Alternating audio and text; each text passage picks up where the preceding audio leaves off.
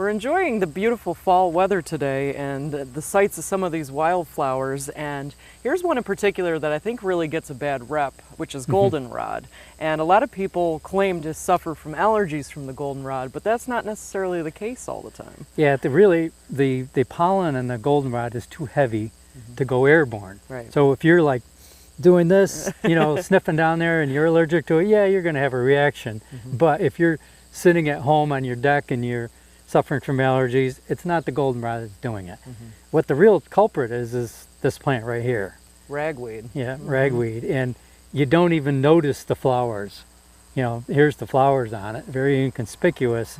And you won't see bees on ragweed. Right. You know, because the plants that the bees like have heavy pollen. That's why they need the bees to pollinate. Sure. But you get something like ragweed, produces copious amounts of pollen that go airborne, and that's how it spreads from one flower to the other. Right. And that's why, because it goes airborne, why people suffer so bad from the ragweed. Right, and poor goldenrod kind of takes the heat from that, but it's actually a really important plant this time of year. Yeah, I mean, it's an important pollinator plant. You see a lot of bees.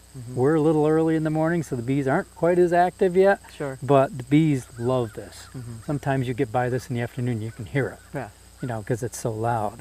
But you know, it can be a really pretty plant this time of year, especially when you see the goldenrod and the asters together. Yeah, that purple and yellow in big patches. It's really quite stunning. There's a couple places around. If you go up top of the hill between Castle Creek and Whitney Point, the fields are just loaded with goldenrod and are like all yellow and really quite pretty. Right.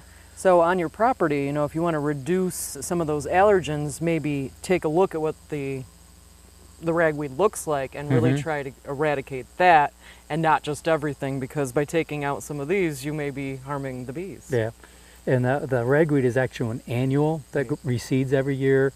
The goldenrod is a perennial. It means that same plant will come back year after year. So I would say enjoy the goldenrod. So thank you for joining us. I'm Liz Snyder. And I'm Jim Hotelling, the home gardeners from Hillside Garden Landscaping.